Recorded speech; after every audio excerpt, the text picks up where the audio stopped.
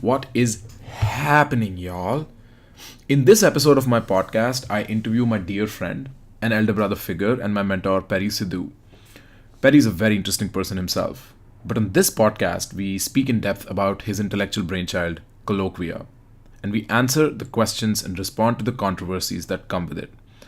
I've been part of Colloquia since its inception, and I've met some of the most intelligent, articulate, and inspiring people along the way. To give you a short summary on Colloquia, Colloquia is a space created for the purpose of a free exchange of ideas, and it holds discourse as a fundamental value to an academic environment.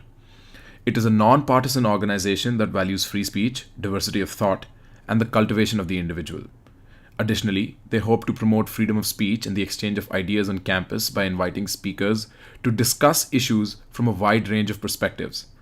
Their members participate in speaking exercises through discussion-based events, challenging their perspectives, and engaging with very difficult material. So please welcome Perry Purveer Sidhu. Yep, live. Not live. I mean, we don't go live, but how are you doing, bro? Chillin', man. Chillin'. I'm here with Perry Sidhu. Anybody who knows me enough knows who Perry is. Actually, they know who Jugnu is, but then Perry comes as an incidental byproduct of knowing Jugnu. Jugnu's a real jewel. Let that be known. No, I mean, people come all the way from India to get pictures clicked with Jugnu. So at this point, Jugnu is just an honorary member of everything that is part of my life at this point. What did David say yesterday? He was like, Jugnu's the anti-Perry. No, I said that, dude. Come on, stop taking my jokes from me, dude. That's a joke between me and Damien. But I mean, as interesting as Perry you are as an individual, this particular podcast, as we decided, as you wanted it to be, is about Colloquia and the components of Colloquia, the culture of Colloquia, and so on. You started a club on campus in spring 2018. You call it Colloquia. That got official recognition in spring 2019. What is the concept behind Colloquia? So the idea was to create an environment that plays with ideas, as much as we can do that, right? So I would imagine, especially when coming to a university like the Ivy League, right? You would hope that this is a place where people emphasize rigorous debate, right? Where every time you show up to a class, all your presumptions are challenged. And then you learn from that, you grow from that. If you believe something, it should be broken apart and then constructed again, right? That's the purpose of a university. However, in the university that we have today, in this environment, there are unassailable truths, right? There are truths that you just don't question, you just accept that exist in the world. How dare you? How dare you as a university accept something like that, right? Or at least not emphasize that those things should be discussed. How that manifests is that there are obviously people that either disagree, challenge those assumptions, find there to be a problem within it, and then they want to illuminate it. But then those students are ostracized almost immediately. They're not just ostracized by their own peer group, which is dangerous if you're like an 18-year-old and you just want to live your life, right? But you're also ostracized by like everybody on social media. There's an army waiting at your door to tell you that you are racist, sexist, homophobic, xenophobic in some form or fashion, right? But these people are not evil. They're not bad people. They're kids that just came here to learn, right? So the idea of Colloquia, and it was a group of us. We all decided that this is not the environment that we wanted to participate in, and it doesn't exist, so let's create it. So you sort of seem to suggest that a university should be this intellectual wrestling ring, but on the contrary, it's sort of an intellectual Disneyland where you can just walk as if you're having the best time of your life without actually contending with things that you must contend with. Is that accurate? I like intellectual Disneyland. It's kind of funny. I don't know why Disneyland popped up in my head, but I mean, also what you seem to suggest when you explain to me what Colloquia is that do you observe a single-sided skew in terms of the ostracization? Is it always one to the other, or is the attempt of Colloquia a bidirectional unification? You see what I mean? So as far as Colloquia is concerned, we don't want to have a position. We don't hold a position as a group, right? All we emphasize is that whatever matters in the world should be discussed in whatever form or fashion. And we have various ways of doing that we think is more conducive towards a better conversation. Right. But as far as like where it comes from, there's a hard left-leaning bias in universities, right? Like almost like upwards of 90% now of professors have a hard left-leaning position. more so the backlash comes from the peers, right? But there's no support from the professors now because the professors are also afraid, and then the university also doesn't support these people either, right? So then it also exists from the other end, because like if you're constantly being pushed against by one particular group of people that have a certain ideology, then you might do the same thing back to them, right? In response, it's natural, but it becomes cultural. But it's not productive, right? That's the problem. So it's definitely coming more from one side, I've observed, but also it exists on the other end, right? Turning Point USA is a good example where they're like, okay, this is conservatism and this is like everything wrong with the left and this is why like all these problems exist. But there's nuance there, right? Mm-hmm. If you tell me your position on guns, I should not be able to predict all your other political affiliations. I shouldn't know what political camp you fall into just based off of that one position. Politics should work like a zigzag, right? There's some on this side that makes a lot of sense. There are arguments on this side that make a lot of sense. I have these values, so I resonate here. I have these other values, so I resonate there, right? I think most people also fall in the middle, especially if you're talking about politics, but they get stuck. They're like, I only have these options and choices. So I have either affiliate here and conform to the understanding of the group because they don't allow anybody to deter or detach themselves, or I construct my own group and I get stuck in my own head, right? And then I don't learn and I don't grow and I don't live. So from what it seems like, it's not really about the left or the right or a binary. What you seem to be focusing with Colloquia is just trying to get ideas to fight with each other to create this space where you can really contend with ideas. Am I right in understanding that? That's 100% it, man. It's just literally a place where you can think properly. Right. And the only way to think properly is like if I hold a position, okay, like what is the strongest argument against my stance, right? And how do I contend with that? And in order to do that, you have to understand it first, right? So if I have this position on guns, saying guns in the Second Amendment are the best thing in the world, then on the other end, I have to be able to at least give an argument for why people think guns shouldn't exist. And that argument should be so strong that they would agree that's exactly why, right? As if the words came out of their mouth. When you have those two understandings, then you formulate your position. But until then, you have no business holding an opinion. Right. It's sort of similar because I don't know if everybody does that. I assume everybody does, but in my head, when I'm constructing an opinion, it's sort of like this battle between multiple voices, and up until I cannot give myself a reason to counter the last position or opposition that I had, I will continue debating in my head. So you sort of seem to make it a more collaborative, a more contributive, and a more tangible phenomena than just being in the heads of people, right? Because you don't want to do it alone, right? Right? We came here to be in this environment, and when the environment consists of our peers and these professors, right, that we put in that position because we want to learn. If you do it all on your own, obviously there's merit to formulating your own opinion and on your own accord, right? But you only get so far. That's why we set this environment aside from society. This is a very special place where you're incubated from all the problems of the world. You are only a student. And that position is also held in high regard too, being a student, particularly if you have a university with a name attached to it. But society put that aside so that you can become somebody that will contribute back in some way, right? And if you're not doing that to begin with, and then you leave an ideologue, or at least somebody that doesn't understand what they actually think, and then are constantly conforming to the beliefs of others, then what are you going to contribute, right? The world needs change, the world needs progress, and you're just the status quo being injected back. Right. It's like this tangible translation of the critical thinking that we engage in.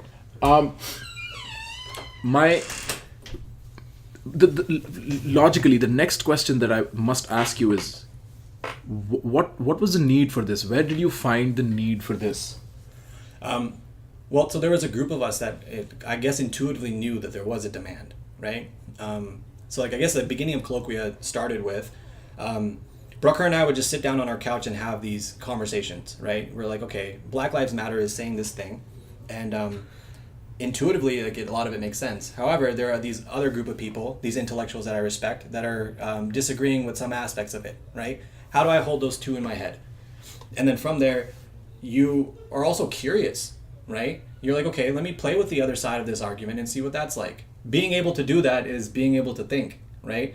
And I shouldn't be afraid to explore an idea, no matter what that idea is. What was it in Hitler's mind that made him do what he had to do, right? An echo chamber? Was it like the bouncing off the idea against, like, was there a lack of breadth in his discussion of the idea? Is that what you mean? I mean, so like initially, at least with us, like I don't think we have these reservations, right? You and I just find whatever elicit its curiosity, and then we just go in that direction, as any person should.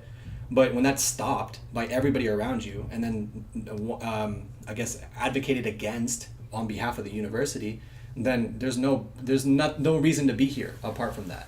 So I think all of us instinctually knew that there's some things that I want to bring up in class, and when I bring them up, there's backlash, right? Emotional backlash, and that was always interesting to me because I didn't think that this would be a place that existed in. But more so than me, I've noticed that a lot of times I'm not confronted with these things, right? But everybody around me is. So I hear stories all the time from like kids in CC. There's one story of a guy that really supported Trump, right? Obviously, like I think Trump's a foolish man, right? Like, look at his Twitter, dude. He has issues. But if you support him, it doesn't make you evil. It doesn't make you like a completely stupid human being. 55% of the population is not just flat out dumb, right? These are intelligent, self-thinking people that made a choice, and they had a terrible choice to make, right? Either a lizard monster or like this orange-headed carrot top weird fuck. Yeah. Right. Man-child, this man-child, right? To make sense of Trump's Twitter, Google Chrome has an extension to it that makes Trump's tweets into crayon writing, and it just suddenly makes so much sense. But what is the circumstantial or the historical aspects of the formation of Colloquia? Like, what was it leading up to, for you at least? So there was this conversation that we had. So it began, being able to explore just any idea with you was obviously advantageous to the both of us, right? Because then we can satisfy our curiosity. But then I realized that everybody around us is having a hard time doing that. And it became very apparent when Allison is the other founder of Colloquia, we went to this, I think it was the Mike Cernovich event, if I'm not mistaken. And we listened to it. He came in on Skype and all of that occurred. And there was like people that, one that kept standing up and then prevented the guy from speaking.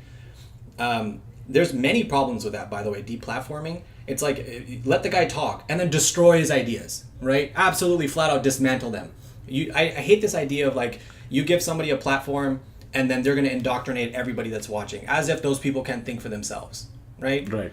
Obviously, he might convince some people. That's a cost. But at the same time, if you would hope these people are logically consistent enough to where... And you would hope that you can then outconvince them. Like the better idea must win out to some degree, right? The platform of ideas, right? Everything has to exist on this platform of ideas. The First Amendment is founded on this.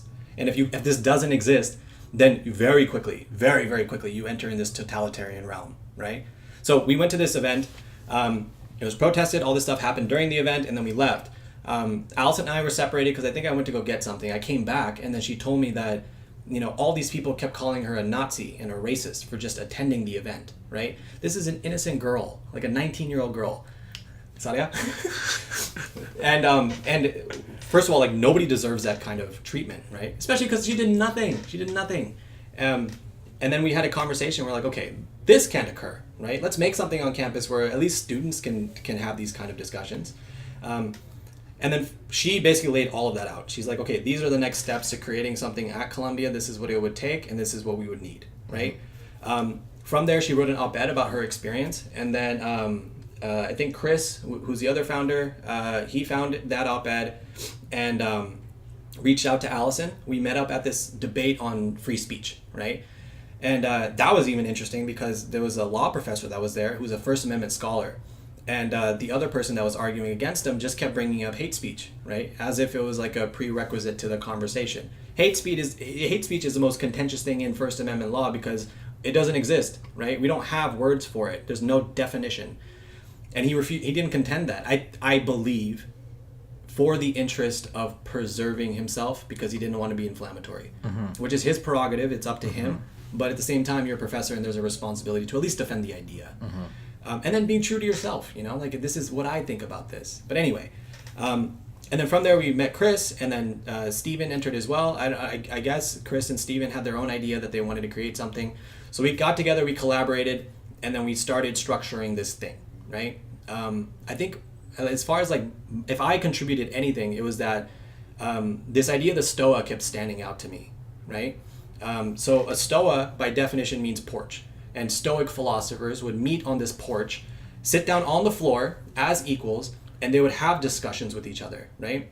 The goal was to talk about anything that mattered.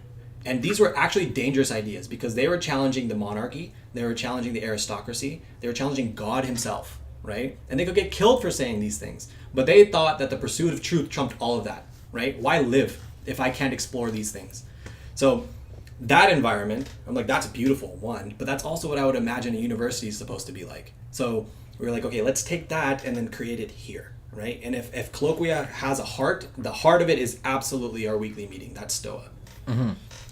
I don't know if you sort of experienced it, but I had such a deja vu moment when you were describing the Stoa, because like exactly almost a year ago, I was doing this journalism project where I was making, do you remember that 5-minute documentary film that I had to make, and I was choosing the issue of free speech, and I wore the camo. Dude, I went over that 5-minute clip infinite amount of times editing it, and so that very sentence that you put out is embedded in my head, and I was like, okay, wait a second, is this time travel?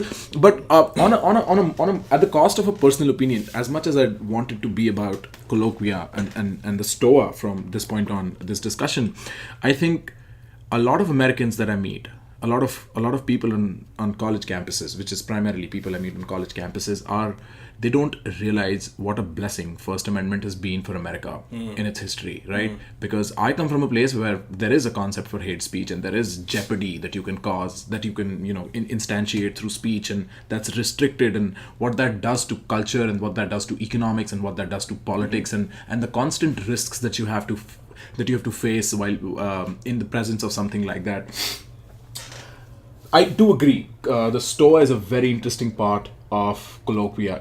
In fact, it sort of is like the life breath. It's the lifeline. It's the artery in some sense. How exactly does the Stoa function? Like, what do we do at the Stoa? Okay, so the Stoa, it's exactly that place. So it's a place where people can come and share ideas, right, and genuinely explore them. We're trying to create an environment where people can actively detach themselves from what they believe, right? So the idea is not to confirm your own beliefs. The idea is to explore things that, one, you don't understand, and then two, you might flat out disagree with. But in the pursuit of something more, which is a broad, in-depth understanding of what that idea entails, right? And then from there, you can formulate your own opinion. So we decided to do this through the concept of steel manning, right? Obviously, there's a polarized campus out there. There's a polarized nation out there. So how do we break the echo chamber, right? Because obviously, like, I have my own beliefs, and you have your own beliefs, and we tend to think alike. So we end up in this homogenous place, and that's not really productive to either of us, right? Not after a while, at least. Yeah. Right. So what do you do with large groups of people, right? Especially if there's any kind of skew. Like, say everyone has a particular position on Islam, right? That's not conducive towards a good conversation, because eventually you just end up circulating around the same thing that everybody thinks. So I remember I was watching Jordan Peterson lecture, and he talked about... You should not have mentioned him. This podcast is on Jordan Peterson. But I got the idea from him, right? So, like, it was just a lecture that he gave where basically he introduced the concept of steel manning, which is so interesting to me. It's so fascinating. I'm surprised that people don't do it all the time, right? So actually, it is what you do in papers if you write a good paper, right? But it's only reserved for, like, the last paragraph of your essay. But anyway, so there was basically a study done where they took this class and they gave this political quiz to see where they allotted, right? And they ended up on the left. But then they were told to write a steel-manned essay on a conservative argument, right? And so the goal of steel manning is to give the best possible argument you can for that position. So much so that they agree that this is my position, right? Again, as if it came out of their own mouth. What happened was, after steel manning it, they were given that same quiz again, and everybody started to gravitate more towards the middle, right? And even if it happens just a little bit, that's productive in our society today, right? That's actually very important. What happens is when you articulate an argument for another side, right, you embody it. You're forced to communicate it with passion. That removes your own walls that prevent you from actually convincingly allowing yourself to explore that idea. When that wall falls, you become a thinker, right? You become your own philosopher. And creating an environment like that where we can utilize the concept of steel manning seemed to be the best way to go, right? So then what do? We just tested it. We're like, okay, let's sit on this couch and see if we can steel man two sides of an argument. And it was kind of convincing. Like, it was very interesting to do. But so we created something called the red team, blue team. That's where you split the room in half. One side steel man's one position, the other side steel man's the opposite position, right? So you allocate positions Yeah. to groups. Yeah. Right, okay. So we're randomly assigned a position, and you're forced to advocate for that position to the best degree that you possibly could, right? And again, there's prerequisites to the conversation. The only prerequisites is that make the assumption that everything that somebody is communicating is not their own personal idea. It's just something that they're exploring, right? Don't hold people to what they say, especially because they're dealing with things that they don't fully understand. It's new to them. They're working on their edge, right? With that one fundamental understanding, you begin the conversation. Obviously, there are ground rules to these conversations. So there's no ad hominem attacks. And we realize that everybody likes to talk a lot, so we try to limit that as much as possible, probably more so our fault. So you split the room in half, and it's a red team, blue team, and these people steel man two positions. The interesting thing is then we flip, right? So you have to advocate for two sides, two very different sides. Like, give me an instance so it's clearer. Like, say, for instance, we are discussing the presidency of Trump, which is something that we did discuss at one of the stores, right? Yes. So the question was, should Trump win the 2020 presidency, right? One side of the room was saying, these are the best reasons that I can come up with that why Trump should win the presidency, right? Somebody that holds that position would also agree with me. The other side was saying, obviously, Trump should not be the 2020 candidate. That he's an abhorrent, disgusting, like taking it to its extreme, right? On both hands, that would be steel manning. Am I getting it right? But the tricky part is, you don't want a straw man, right? So you can't say because Trump is a bad person. That means nothing. That's not productive. It's not substantive. Yes, right. If there's an insufficiency in his character that you think is a strong argument, illuminate that with points. And then link it to his political position. Yep. Right? So, like, it has to be substantive to that extent. Am I getting it right? Exactly. Right. But I think the merit lies in the flip, right? Because you never know what side somebody might already fall on. But allowing them to explore the two sides hopefully does what this study did, which is allow everybody to gravitate towards the middle. Right. Then we break out into a general conversation. And again, the point of that conversation is not just to articulate what you think, but what you're curious about. Obviously, what naturally occurs is that people will probably present their own arguments at that point. We're more inclined to. However, it's easier to. It's easier to. But also, you would hope that it now has the taste of nuance to it, right? Right. And then if you can suspend your position enough, then you, as an individual, will gain something from this argument, apart from being right.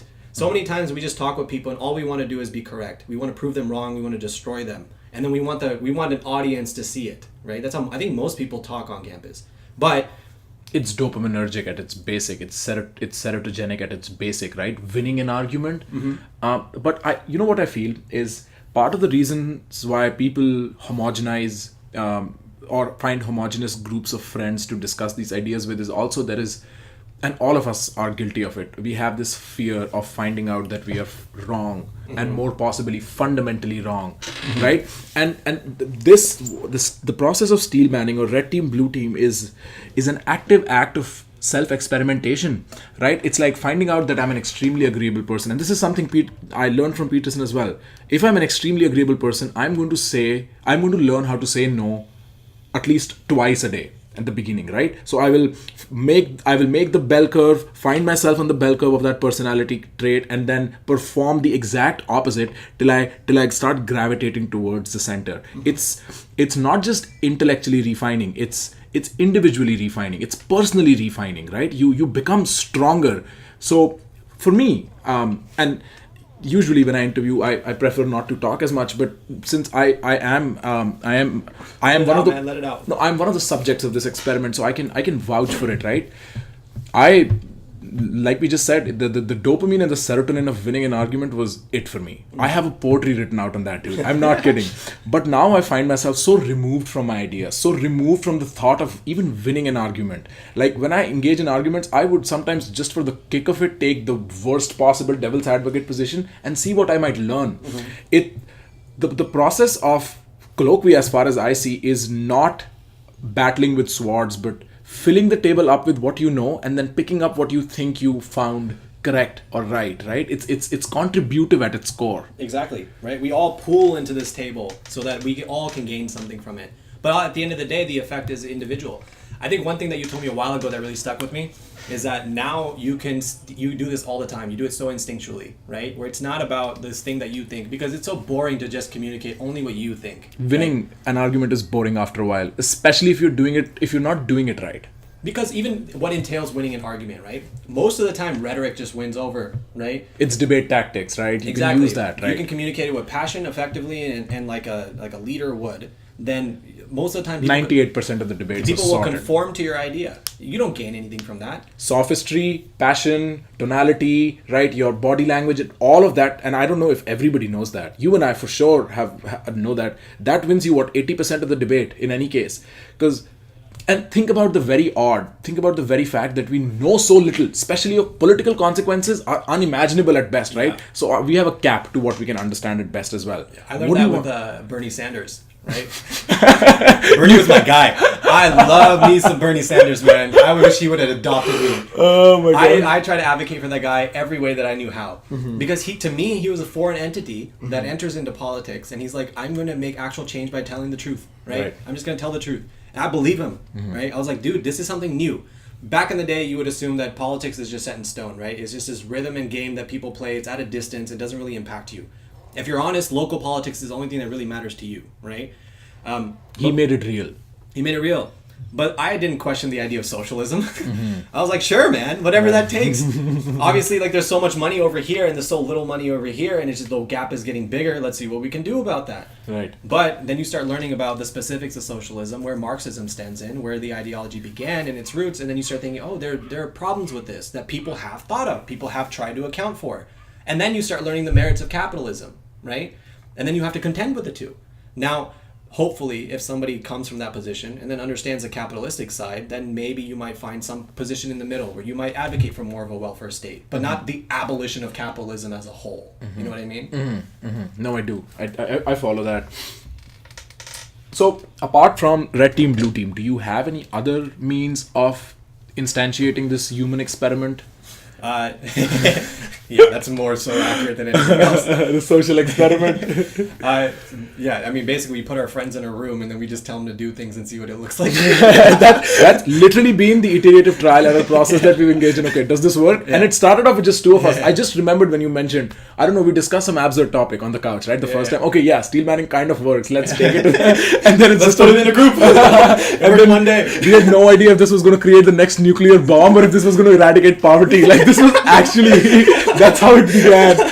But what are the other games you play? So one of my favorites that I think we want to explore more is the hot seat, right? So we put an individual on the chair, and say somebody has like a clear position that they hold, they advocate for. A clear example would be professor, right? We haven't done it with the professor. Hopefully Kaufman volunteers sometime. Mistake number 2, mentioning him. He's going to lose his job, bro. Hey, we gave him an award for losing his job. It does happen because of us. He's not going to do the interview with me at all. After this point, he's going to be like, you guys are too risky. Kaufman loves us, man. He's a good guy. So you put an individual that holds a very specific position on a chair, and you immediately tell him to argue against it, right? First, lay out the strongest arguments that you have to contend with. Obviously, if somebody holds a position, there are holes that are very obvious that exist in every position. How do you deal with those? Then the room grills you, right? The room grills you on that position. Let's see if it stands, right? But specifically, they grill you on the aspect of the other side that you hopefully do understand. That's beneficial to everybody involved, right? How cool would it be to have Richard Dawkins on a chair advocating for creationism, right? And it doesn't even have to be that bizarre. It could be literally anywhere else that's not biological determinism, right? That'd be so interesting to see. Right. Then you obviously flip it, right? And the flip is what matters, because we're not here to just like communicate one idea. We could give a professor a space to just talk about everything that he teaches, right? But it's not as tasteful. It's not a lecture. We're not trying to create a lecture at all in any case, right? Yes. Right? Yeah. So you have them flip, right? And obviously then their strengths are illuminated, but also then you also have stronger arguments to contest that professor with, because you understand where he falls short, or at least where he realizes that there's still work to be done, right? This is a complexity of the issue. The only reason the issue matters is because there's complexity involved, right? So everything from like intelligence to like, gender. So the hot seat is interesting. A good example of that, I mean, I guess another example of that. So like one of the first hot seats we did was where I was on the hot seat and I advocated against the premise of the club, right? Saying that it basically allows for hate speech and then it creates an echo chamber for conservative minds to regurgitate conservative arguments. Also the merit of steel manning, right? Because there's an argument to be made why steel manning might not work, right? Why not? It might not be useful and it might be harmful psychologically to people. So I was on that chair and then I advocated against everything that we created, right? But then the flip occurs. And it's interesting to hear the response to that because that's what Alex mentions to me all the time. And actually that's one of the most... memorable? It's the most meaningful things that people have said. One of the most meaningful things, right? He's like, I wasn't sure about what you guys were doing until I saw you advocate against it. And I'm like, okay, these people are willing to give that a shot, right? Even in the Stoa, you always take positions that are like far detached from what you actually think. You make a very conscious effort to do it. I think more so than most, right? That's admirable. It's amusing to me because I know what you think, right? But it's beneficial to everyone involved because then they see it happening, right? The people that created this thing are not attached to it at all, right? They're here for the purpose, and the purpose is to explore the idea. So there's a hot seat. We have open discussions. So if a topic is not necessarily polarized but still merits conversation, then we just have a discussion, right? We advocate for the same things. Say things that you don't understand. Take another position, right? Just explore, have fun. In fact, encouraged to take the opposite. Yep. At least that's how I see it. But I have a more pertinent question to ask you, and I think I've never asked you this. When you did the hot seat on the premise of the Stoa and steel manning, did you find that you became more cognizant of the loopholes that might exist or the problems that it could potentially breed, or were you more cognizant of the validity of the other side's argument? I think in that moment I learned the most, right? Right. And think about it, like when we do a red team, blue team, hopefully that's every individual there because we all participate the same way. Right. But when it's a hot seat, again, you're forced to communicate this idea. When you communicate long enough, eventually you start communicating passionately, right? As if it was something you actually thought. You embody a character almost that you create. For sure. I think I saw more, I was more sympathetic towards the other arguments against it, right? And in that resulted in at least all of us having a dialogue of what those things might be and how we might account for those concerns. And it was, I'm pretty sure it was not just emotionally sympathetic, but also intellectually sympathetic to the other side. I think, which is the crux of, but you know what I think? And again, this is something that we haven't discussed again. I think opinions in general, for a general population, let's exclude the Stoa set right now, is riddled with both intellectual and personal biases, right?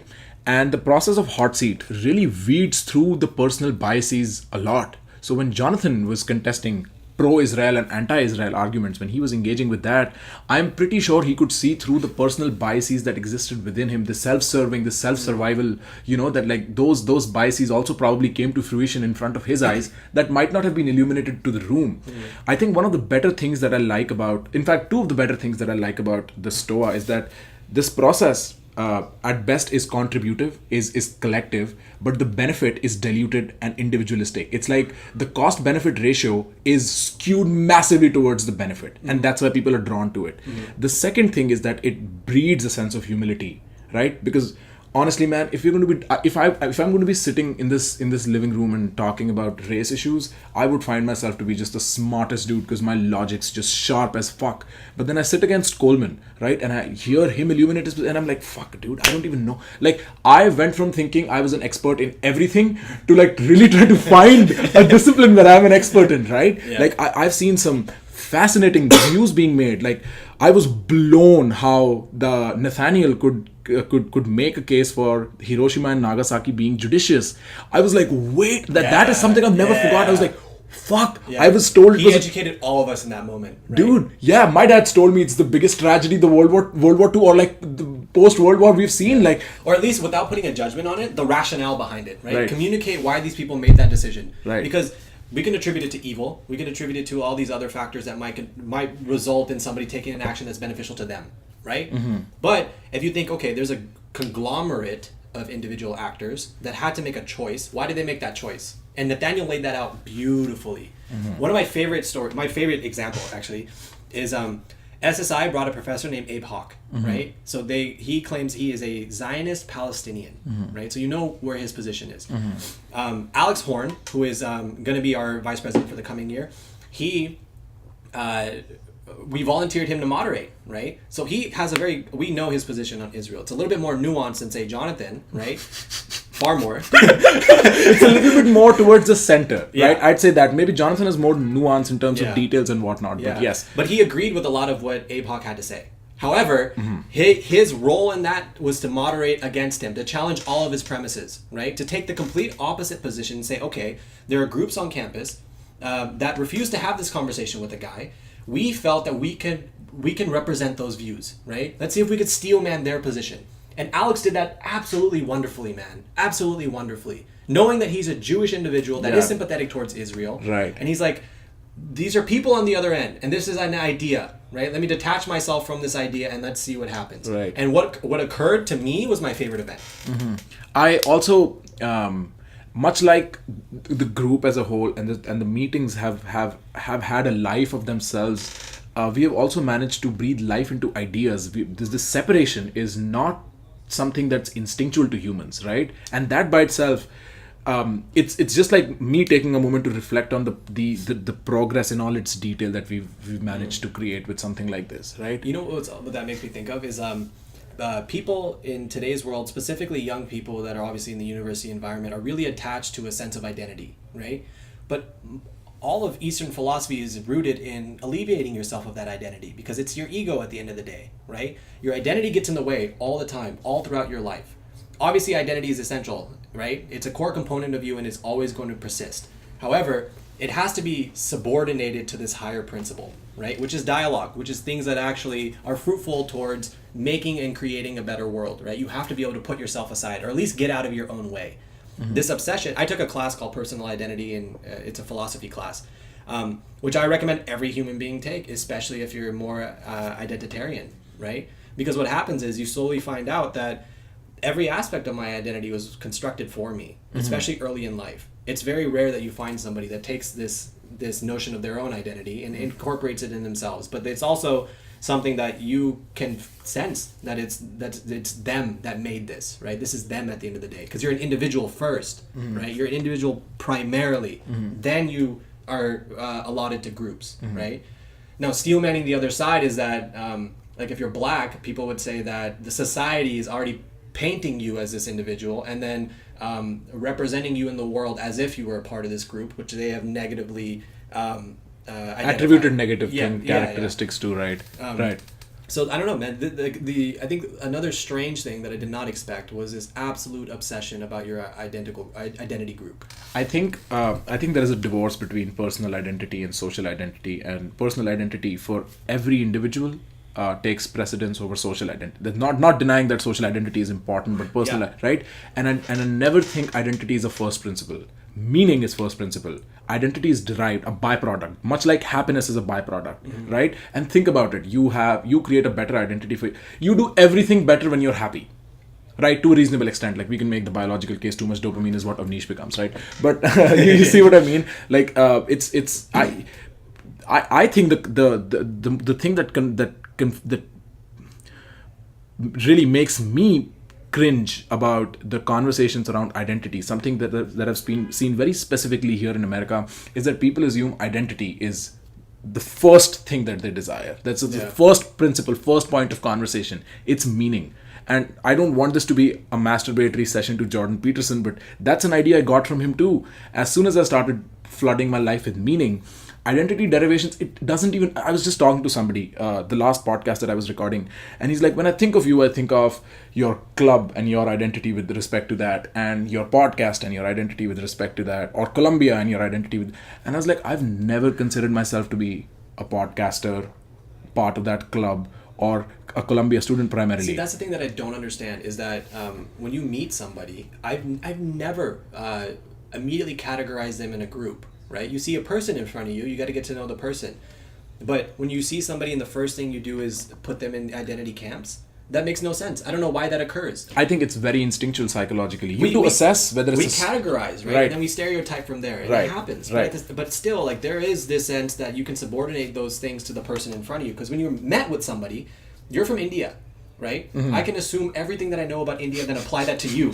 Yes, I was born in the gutters. Yes, I'm extremely poor. My father has one Hindu hand. nationalist. Right? Everybody has cholera in India. Yes, that's exactly what it is. But even then, right? Like, you're a complex individual. If I were to only characterize you from what I understood based off of what? Media perception? Right. Then I'm not going to get to know you. There's Right. nothing to be found in you. I won't find Right. you interesting either. Right. I always guard myself against, as soon as the thought appears to me that somebody might be, if somebody taking an opposite view, the opposite stance is stupid, willfully ignorant, blind, or malicious, any of that, it could be the case. I'm not denying. Some people are all of those things or one of those things. But if that is my first guess and that is my last guess, I'm doing a disservice to myself. Yeah. Because for the most part, people have reasons. That might be self-interested reasons. There might be a bunch of complex thoughts, a bunch of survival biases and so on going into it. Agreed. You can always learn something from somebody no matter what. Right. I would be so fascinated to sit down and talk with a KKK member. Somebody that's actually in the KKK, right? There's a really good video on YouTube. I am doing it right now on my podcast. Yo, we have questions about the alt-right in here too. So we're going to address the KKK concern here too. So there's a guy on YouTube. He's a black guy that goes around having conversations with KKK members, right? And he prides himself in the amount of hoods that he collects. I think he has like 33 hoods or something like that. Imagine that.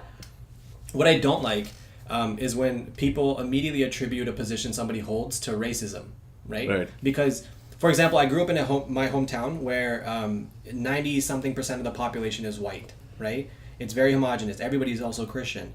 And they say things that are clearly distasteful and ignorant, right? But if I were to apply the term racism to that immediately, one, I called them a racist, right? They shut down. Two, because I called them a racist, I've categorized them as such, I shut down. Nothing improves. And three, you increase the odds of them actually aligning with the racist idea. Confirming their beliefs. Yeah, think about, exactly. Self-fulfilling prophecies, reactionary consequences, and so on. So when you frame it as ignorance, right, now it's an opportunity to educate somebody. Because, like, if you're racist in America today, I'm convinced that you're just atoning for the insufficiencies of your dad, right? So racism is not something that there's any reason to hold in the United States. It's an idea that's given to you, right? So if you're just handed this belief that an entire group of people is faulty for whatever degree, it's not something that's backed by evidence at all. As soon as you experience somebody from that other group, you quickly realize, like, no, this is not the case, right? Right. It is the beliefs of a previous generation handed down to this generation, and this generation doesn't know what to do with it because they are exposed to these people all over social media. Everybody in Reading knows what it's like to be, at least to some degree, a Mexican guy living in the south of LA. Right? It's a struggle, and it's all over the world. We're becoming a global civilization. So all these people have to contend with the idea that they're insufficient races by what? Their skin color, right? By like some kind of cognitive deficiency. It dies away right away. Right. So just to get the idea of the steelman right, because it seems like that even at the core of the stoa. So it would be concentric circles, colloquia at the center being stoa, and steelmanning being at the center. And tell me if I'm right. Steelmanning is just letting go of what your personal position is, taking the allocated position that you want to, either by will or by allocation, and then going the extent of painting it in its extreme, most solid, not in the sense of an emotional extreme, but in the most intellectual extreme form that you can, and then contesting with it from the opposite side as well, and then picking for yourself, right? Right. Did I get that absolutely right? Okay. Solid. And it's fun to do at the end of the day. It's enjoyable, man. It just, I think it's a flow state. I really think it's a flow state. Yeah, I think everybody in that room is. It takes a second. It takes probably the first 15 minutes, and then you see just time fly. I legit have just seen people. As soon as the meetings are done, and I think this is something only people who've attended know, or people who stay till the end when they attend know. Nobody's smiling while the entire thing's going on, not unless Jonathan cracks a joke. But as soon as the whole thing goes up, as soon as we call it off, everybody just gets up, wants to talk to each other. It's like more socializing than at a gala at Columbia University, and everybody's elated, everybody's happy having done that. Yeah, so sometimes in the stoa, it's hard for me to I guess like take a step back and observe. Sometimes I find myself just like taking a breath, and then I'm just very happy, very proud of like the environment that we created, right? They're just really interesting people, very bright. But you illuminated this to me, right? Where it seems like a flow state that occurs in the conversation. Everyone's engaged, right? Now there's like nobody on their phones and laptops. People are participating and they're listening, right? Even if they don't speak. Because you don't have to speak, but they listen. And then afterwards, it's like this whoof, like release of energy that occurs, and everybody's just like bonded in this room, right? Because it's like we're touching the taboo, we're touching the thing that matters, and we're discussing it in a way where now we can do something about it, right? If anything is important, it has to be understood, right? It has to be understood on the most objective terms that you can, Right. And then from there, you can actually affect something in the world, Right. I don't know. Again, I would rather this not be a masturbatory process, but in all fairness, I think we do nothing but masturbate, man. Sure, man. I mean, I'm a philosophy major. It's nothing but intellectual masturbation at its finest.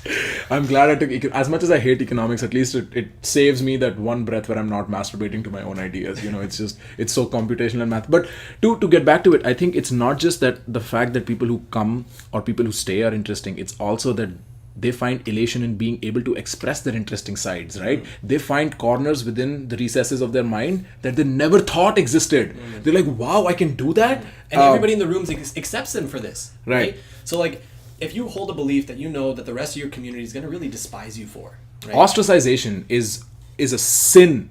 And I don't mean it in biblical terms, but psychologically speaking, if a young kid is ostracized, you don't know where things are going then. Yeah. You don't know if he's KKK next or if he's school shooter. Right, yeah, all of that. It's all resentment that breeds from societal denial, right? And we take these aspects of people and we embrace them. This is a complex individual with his own set of beliefs, right? Right. And if there's a belief that somebody holds that we think like, hey, you should reconsider this, we talk to them about it. Right. Explain to me the other cultural aspects of this club. I mean, there is a regulatory aspect of it that exists in the statute of the constitution. That is readable, and it communicates itself. What are the aspects that are observed by the members that you believe are pertinent for the club's mission to survive? I think it's the degree to which they are willing to discuss something that's difficult. And to what degree, as current president, as founder president, would you have that limit be? Where do you think does that stop? I think we discussed this quite a bit. I don't think there should be a set limit, right? I think these are all responsible people. These are all people that are, again, intellectually curious. If you're intellectually curious and you're responsible, you should be able to talk about anything, right? One conversation that we've had quite a bit is what topic not to discuss. And I haven't been able to find one, right? However, if there is a topic with a clear side that everybody holds, then we red team, blue team it, and then the echo chamber goes away, right? So we account for that. But I think we should never shy away from something based on controversy alone. I think what I love about everybody is that if there is something controversial, if there's something difficult that occurs, if there's a dialogue that's not happening anywhere else, we will do it. We will do it excitedly too. But so I remember us discussing whether we should use the N-word. Right, that is probably the extent of controversy as far as American society goes. What do you think about that? So we had a topic in a hat, and I was like, okay, what's the most difficult conversation that I can think of right now? And there's a few that come to mind, but I was like, the N-word I think is one that's probably at the forefront. So I pulled it out, and it was should we be able to use the N-word in the Stoa, right? And right away I was like, for the purposes of this conversation, we won't use the N-word, but. It was still a very interesting dialogue, right? It was a very, very interesting dialogue. And everybody was able to have it. Everybody was able to have it responsibly. We could represent... Except Avnish. Except Avnish. Jugna just whispers in his ear. He's like, hey, say it. Say it. And Avnish is like, I'll say it. Yeah. I know. You know what? I think even that discussion, it was more nuanced than I'd expected it to be. Because I think we finally came to the conclusion that we should not be. Because clearly because the costs outweigh the benefits of doing something like that, right? There is no point, there is no innate meaning to using the N-word except like a rebellion that we might express. And I don't think we are here to express rebellion. That's not what we're trying to do. We're not here for controversy's sake, right? Controversy is just a byproduct of something that is meaningful. Right. And again, it doesn't have to be, but just the kind of the way it is in the world. And so I guess the nuance of the conversation revolved around, should professors be able to say this? Especially if that's a title of a book, or if it's a word in a sentence that he's reading off. I remember I rented a book for somebody in the library that was just titled The N-word. It's actually the N-word spelled out, right? But if not saying it, it confuses people too. So like if you're reading Huckleberry Finn, which I think everybody should read. That guy was chill as fuck, bro. He was part of my childhood. I was like, fuck, this guy's chill. This guy's chilling, right? He's a good time, man. He really is. Huckleberry Finn and Tom Sawyer. I kind of like Huckleberry a little bit better. Oh, for sure, man. For sure. That guy's chilling, bro. He's probably smoking pot that the author's not mentioning. Who's the author? Mark Twain. Oh yeah, Mark Twain, for sure. Yeah, I love Mark Twain. I have so many of his quotes, man. So should professors be allowed to say these things? And we think they absolutely should, right? It's in the literature. There's no reason to... I think there's a problem with creating taboos, right? Because inherently they become cancerous at some point. Now, if you get into the specifics of the N-word, should rappers be allowed to say it, right? If people sing along to their music, can they say it? Are they racist if they don't, right? Is it some institutional or internal implicit bias that they have towards black people? Right. There was an example of a woman that was called up on stage at a Kendrick Lamar concert. And she was excited, man. She was happy to be up there, obviously just elated because she's a fan of the guy. And then, he was singing, he asked her to sing the lyrics. Right. And she sang through, and then she said the N-word. He stopped the whole thing in front of an audience of about, I don't know how many thousand. And he's like, you don't get to do that. Right? Right. Like, so even if... I think with the N-word, as an outsider, I think one of the problems is that intentionality has stopped mattering to the society as far as the usage goes, right? And intentionality is very, like in an academic setting, it is clearly not pejorative, right? While she's singing that song in front of all of these people, she's not trying to validate the using of that word for means that are not nice. It's part of a process. A grander picture needs to be seen. But my question is, and this is something I honestly wonder as an integral part, as an integral member of the club, and if there was a controversy of that nature that was to arise, say on campus, say in New York City, say in America, right? Where the world or the news or the campus newspapers are discussing the usage of, or not even discussing, probably ostracizing somebody for using it. Would you then at that point consider having, say, a conversation about this with no bars held? Like, can you see a circumstance where we might be touching the extreme of controversy if it has to be in that nature, in that sense? So this is where it gets tricky, right? Because our goal and purpose is to create the most productive dialogue, the most civil and productive dialogue. If using the word gets in the way of that, then it shies away from our objective, right? So if that is the case, then I don't think we should use the word. Right. Also, using the word just to exercise our right to use the word is also not productive.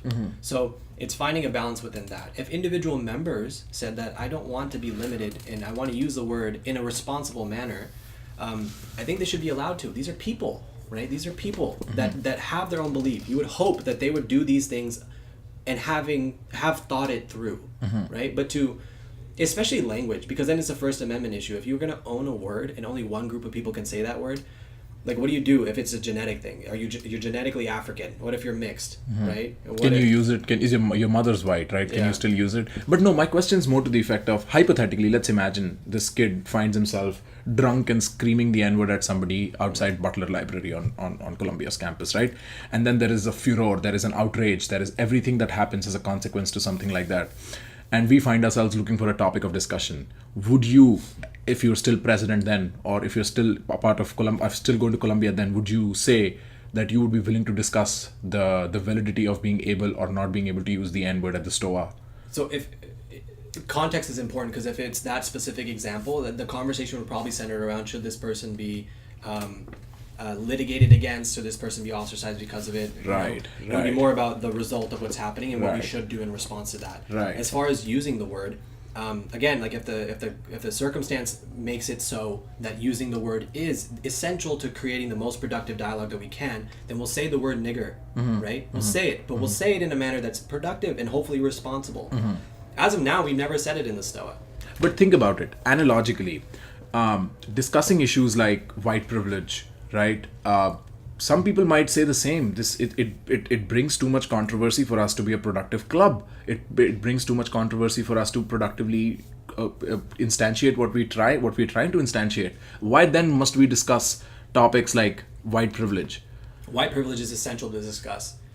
I have a lot of my own opinions of the concept of white privilege, right? But as far as the Stoa is concerned, there's an entire group of people, a huge subsect of the population, that says, I don't understand this privilege thing, right? Why do I have to assume that I have it?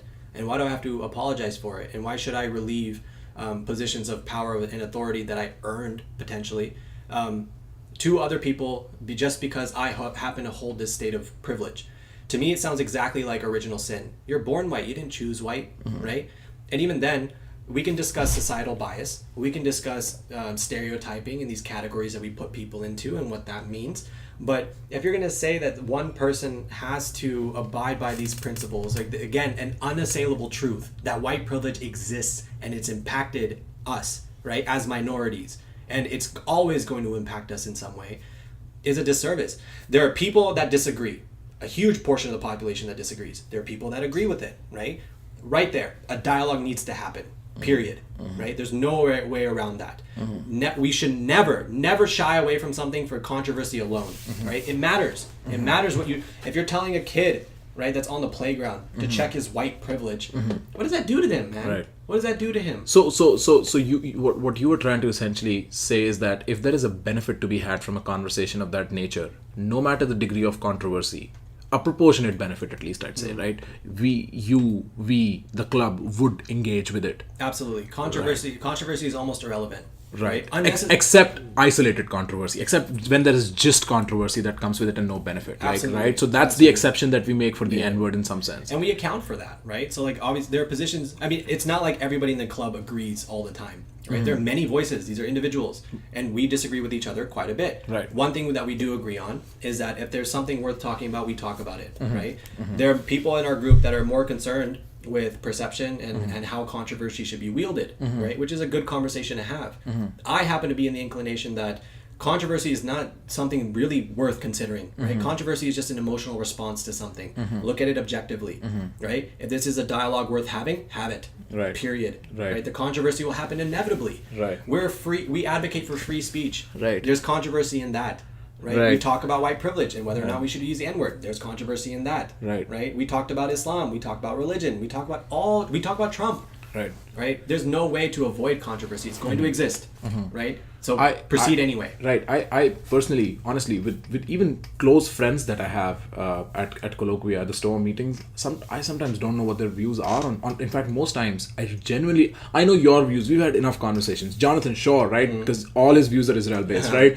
Avnish, sure, because all his views are metaphysical, supernatural, right? But the rest of them, I have no idea what they actually hold as a position. Even Alex, right? I have no fucking idea. Thomas, you never know what they're going to say. Right, you've no idea. Right, it's but also, how would you contest with the fact that, say, white privilege, right? If you were like, hey, we're going to be discussing white privilege, I come up to you and I say, dude, why do you need to discuss it? Go read bell hooks, go read Judith Butler, go read the intersectional theory. It's a closed chapter. Why do you want to revisit it? How would you respond to that? Nothing is a closed chapter, man. Nothing.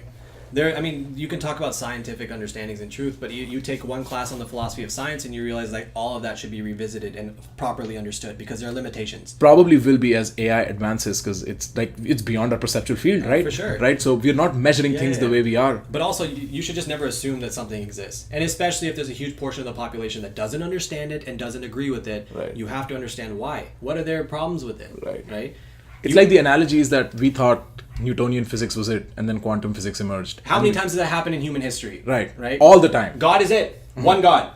Oh, there's a group over here with many gods. They're fucking wrong. Let's war against them. Right. So human beings only communicate in two ways, and that's conversation and violence. If conversation cannot occur, violence is inevitable, right? You have to be able to talk about it.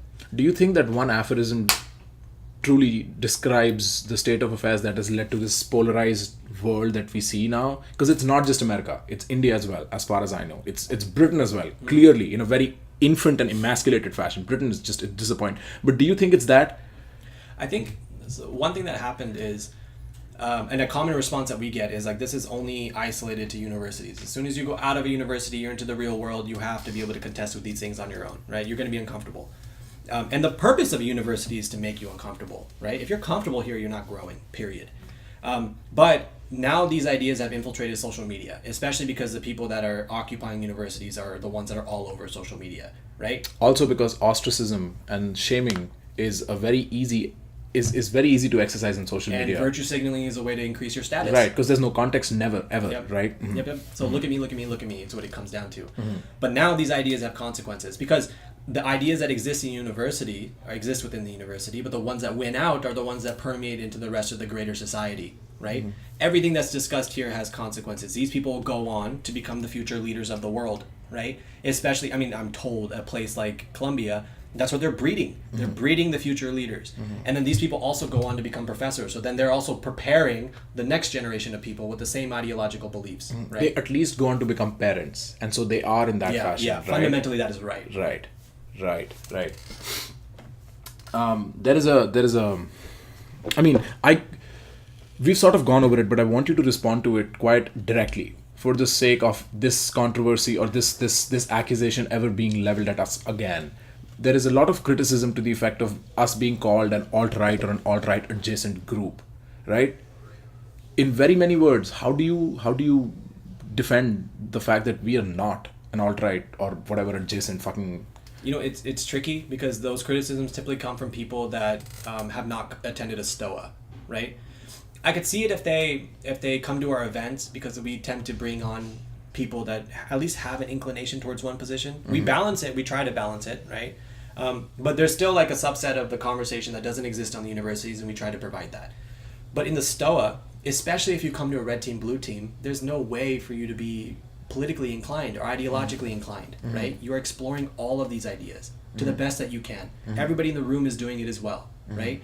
No matter how alt-right you might be, we welcome people. If you're a student and you're at Columbia and you're on the alt-right, come attend our groups, right? If you're on the regressive left, come attend our group, right? It's the same. And see what happens. Our goal is to just give you a new consideration, right? Something else to ponder. And then hopefully detach yourself from these ideas that you religiously hold so that you might be able to explore other ones, right? That's it. If there is a bend in our group, it is that, I think this is steel manning an argument against our group. It's that eventually enough people spend enough time together that they all start to form into the same category, right? We eventually, an attempt to not create an echo chamber, create an echo chamber. However, the concept of steel manning alleviates that, right? The red team, blue team is inherently designed to prevent that from happening, right? So there's no one idea that's ever regurgitated. Right. Sometimes we make a mistake. Right? Sometimes we make a mistake and we think that something is not polarized and that there are enough nuanced views that we can have an open conversation about it. And then the room tends to gravitate towards one. A good example is when we said, is there a political bias in universities, right? That was one of our topics. Right. And we all kind of revolved around the idea that there was, right? And the bias was to the left. However, that's not the productive conversation that we wanted to have. And I remember you mentioned this to me in it, right? Because you took the other position. You're like, there's too much of this being regurgitated. Let me just detach and communicate the other argument, right? So that would be a good example of something that we should have red team, blue team. And again, all these things, the entire STOA is an experiment. We are experimenting with the way to have the most productive dialogue. And we don't know how, right? But we're trying and refining, and we're experimenting. And we get it wrong sometimes. But what happens is we get better every single time. I think all of our STOAs that exist now are almost like a machine. Far better. Right. It's an algorithm that's running on itself now. You know, that's what I told you too a while ago. It's becoming a self-evolving process now. It's really like, in some sense, out of our hands. It's gotten a life of its own, and it's beautiful to observe because it's a baby. Hopefully, by the means of this podcast and by the means of every other effort that we've put into it, blossoms by itself. Even when we are gone, far after, it'd be immensely joyful for me to be 40, visit Columbia just because, maybe, hopefully, to give a lecture, I don't know, and then see that Colloquia still exists, man. It'd be phenomenal. Think about that. Because I get a lot of people coming up to me now saying that they want to spread this to other universities, right? And that just brings me so much joy. It's nothing that I've ever advocated for. It's people that come up to me on their own saying, I find a lot of value in this. I think this value can be shared. I think to answer your earlier question, like one thing that I really enjoy about our culture that we've created is that everyone feels like this is their baby too, right? This is something that they helped create, and they did. Right. It belongs to all of us, and it's then all our responsibility to make sure that it is beautifully run, right? That all the things that need to be taken care of are taken care of. People volunteer for things all the time, right? Anytime we need help, there's always somebody to help. If somebody needs to take on a responsibility, they're happy to do it. Right, because they feel like that is their responsibility to make sure that this is prosperous, right? Because they, not only do they feel the benefit of themselves, but we're observing the benefit occur in all these other people too.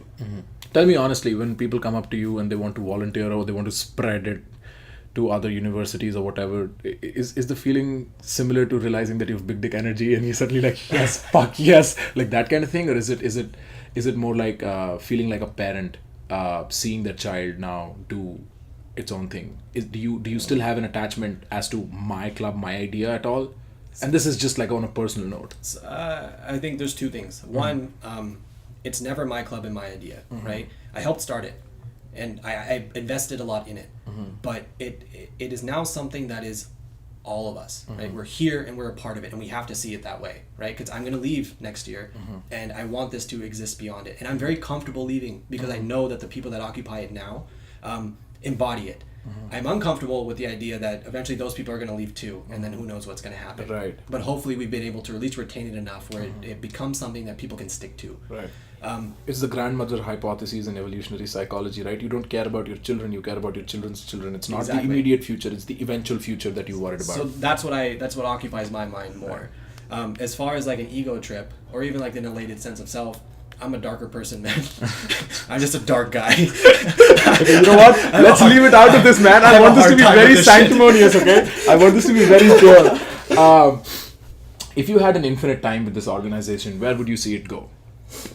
Oh, I hope that this is something that public intellectuals also occupy, right? Colloquia it's one thing, right? It's a group, it's on campus, it's on Columbia, it's a college club at the end of the day, right? It's a beautiful environment that I hope college students can gravitate towards and create something meaningful out of. The Stoa is something that I think could exist all over the world, right? You go to any place where there's like any degree of polarization and allow them to participate in this experiment. And hopefully everybody involved gravitates towards the middle. But at minimum, I hope they see the necessity that they detach themselves from their belief to find out what really matters and how to create progress. If you are emotionally chained to one position, you are not going to make an effect in the world, man. You are not going to be able to really do something because there are other people that you have to contend with that flat out disagree with you. You have to understand them, right? How do you prevent Hitler from occurring? You have to know Hitler on his terms. You have to understand his psychology, how he ended up this way. And hopefully we can prevent that from occurring. But if I just get stuck at Hitler's evil, blindside him, ignore him, he's going to probably blossom. But I see the principle, how you see the principle evolving, but how would you, if you had an infinite time with this organization, how would you see this organization evolve? Would you see it bringing the likes of Sam Harris and Jordan Peterson, or is there more dreams that you have with this organization? So I have like my immediate dream, which is just bring Sam Harris, Jordan Peterson to this campus once, and add Slavoj Zizek to the debate, man. Yeah, add chaos, dude. Add him to moderate. It's the best thing I've ever seen, man. That is a Columbia experience well done. Right. That's closing off the Columbia chapter nicely, right? But beyond this, I hope that it exists in communities. I hope that when people have town halls in their local hometown, that they can experiment with something like this with their politicians. I think any public intellectual should be able to do this. I really like that they did this with Sam Harris and Jordan Peterson in their discussions, right? They began the conversation by steelmanning their argument according to what they understood in the previous conversation. That's beautiful, right? And then from there, they're like, I get you on your own terms. I get this. Let's move forward now. And then you can move forward. You know, and then constantly revisit. And then you can pick the argument on their terms too. So like, how people say it's so difficult to persuade somebody else. Yes, if you stand in your feet and try to make the other person walk over, it's very difficult. What you have to do is you have to literally walk to them, hold their hand and bring them over, which in conversation translates into, I'm going to understand you on your terms. Then I'm going to show you where the logical inconsistencies are on your terms. Once that's proven, suddenly there's an opening, a small chink that you can permeate and then bring out a more you can bring out a synthesis, right? So that would be like, what I was thinking when you were telling me all of this. essentially at its core is this is a Hegelian dialectic in action, right? It has a massive social capital attached to it. You could, or we could, or the club as a whole, or you and I, or just you, we could pitch it to venture capitalists, social venture capitalists, and see if we can extend it beyond Colombia. I think that's the next step. More so because I'm realizing that even if we didn't want to, that there's a demand for it, and people are going to attempt it on their own, right? I think that it's absolutely reasonable. For logically, the next step would be whether or not we're still at Colombia, but creating a STOA outside in New York City, right? So that the larger population can participate in this game too. Right. There's so many benefits to be had just by this simple exercise that I think anybody that holds an opinion, anybody that's politically inclined, anybody that has an Instagram and Facebook account needs something like this, right? Because like, one thing I don't like is that people tell me all the time that after the Trump election occurred, that they just unfriended everybody that they knew from their childhood. Right. How terrible is that, man? These are your friends, and these are people that you cared for, and you unfriended them because you perceived that they were racist, right? They're not racist people. 55% of the population is not racist. Right.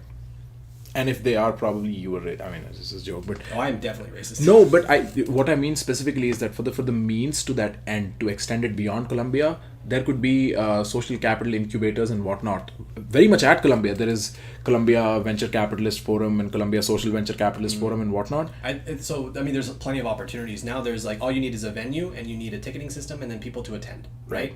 And then as far as like who people are coming to watch, I think it'd be fun to have them participate, right? Like why not do it with the audience? You take like 5 people at random, put them on stage, and then have them participate in a dialogue. Just watching it is beneficial to everyone, right? But also, eventually it would get at least enough traction to where other public intellectuals would decide to participate in this too.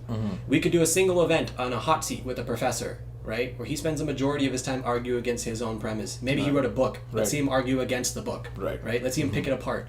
That's what I love about Jordan Peterson. He's like, the way I see anything is that, okay, there's something that I'm trying to figure out, right? I have a belief, and I've been formulating it for a long time. Let me assail this with every intellectual piece of weaponry that I have, right? Let's destroy this argument in the best way I can. If it still stands, it's something worth advocating for, right? And you have to do that. You have a responsibility to do that on your own, but also if you're going to communicate it to the population, it's also your responsibility to make sure that you account for these considerations.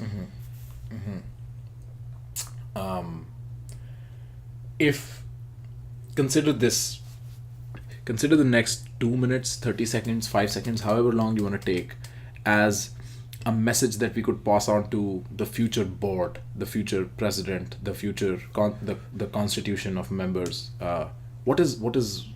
What are a few things? What is the one thing that you want to pass on? I think if there's any responsibility of whatever president follows me, it's that you preserve the ethos, right? Which is that dialogue takes primacy. You have to be willing and able to talk about these things, especially if they're important. Don't be afraid. There's nothing to fear, right? We did a Trump stoa outside for everyone to see. There was people wearing MAGA hats while we did that, which is literally a horcrux in New York City, dude, by the way. And the harm that you think you're going to experience, obviously, like there are people in our group that have taken positions that have caused a lot of public backlash against them, and that's hard for people. But recognize that you have a support system here. This is a home for you to learn, to grow. To ground yourself in. Exactly. Right? As you go on exploring the world around you, right? And also you have to make sure that the stoa is it, right? It's really flashy to put on events. It's really cool to get your name out there. Being popular, it's its own thing. Right. It's desirable, yes. But the most important aspect of this, the only reason that this will grow in the future, is if the stoa is maintained. And with that, you have to maintain the culture. People have to be comfortable there. People have to be willing and feel the freedom, or at least the permission, to say things that they find dangerous or difficult, right? But things that they might actually hold, or things they might not understand. It's not about being right. We don't end stoas with a solution, right? We never have a dialogue, right? And that's it, period. You know, if I was to allow myself the luxury of passing something on, I would say something to the effect of, embody the fucking ethos if you're leading the club. Otherwise, everybody's going to fall like bowling pins, right? As far as I see, most people are looking up to the board to you in particular, as they go about their stores or their discussions, it's really the reason why I take such a detached and sometimes just the opposite view of what I think as a necessity is because people are the congregation is finding it uncomfortable to do it. If I, as a board member, as an integral part of the club, do it, people find themselves more comfortable. If you are going to lead something like this, a human experiment, be ready to be the first guinea pig. Otherwise, if you are afraid, honestly, step down. This is not something you and I or whoever was involved created for glory. Yeah. This is not what glory is not the outcome we are looking for. That's an important point. It's not about you, right? It's not about you. This was never about me and you. Right. This was about there's a group of people that are struggling here, right? Let's help them. And that group of people is very large now. And that group of people includes you, right? You are, if you think you're catapulting yourself to glory, you are probably deep in a pit right now. What you need to do is help yourself enough. The purpose of the university, the purpose of this intellectual wrestling pit must be maintained. And so we would assume that the people that we're talking about are students, right? But professors are struggling too. Professors have a hard time teaching their material. They work their whole lives to become professors so that they can communicate ideas that they think matter, right? Now, people are afraid because they're wondering if something that they say would be considered hate speech, if somebody would take it as racist, as offensive. If it makes people uncomfortable, then all it takes is one student to address the administration, and the administration will take the student's side, right? No matter what the circumstance. And that's wrong on the administration's end. They're more afraid of the public backlash and the loss of potentially money than they are of sticking to their principles. Money, right? Yeah. Always remind yourself, if you're ever wondering what it is that we're doing and why we're doing it, just think of your own conception philosophically of what a university is, right? Why do universities exist? Right. It is a hub where people can come, grow, learn, and explore. And the primary aspect of that is explore. Explore everything so that you are the most well-rounded individual, so that when you leave, you become somebody that can help. You can be of service to people outside of you, right? And if that doesn't exist in this environment, to the people that we are cultivating, then what exists after that, just like a generation down the road, is misery, right? It's more problems that did not need to exist. It's more polarization, right? Also, principle over face, always. Principle over face has to be the case. Stop. Don't try to save your face. Don't try to save your ass. Move with the principle, and if you do it strongly enough, opinions are fickle, man. If something I've learned from my personal life is people will have opinion, and they will just trade to the opposite side with no cost to themselves. And I mean, because fuck it. It's not part of the podcast, but it's been fantastic doing it, dude. I've had a good time. I'm going to publish this soon. Cool. Good job, man. Yeah. I think we did what we could. Yeah, I think we did what we could.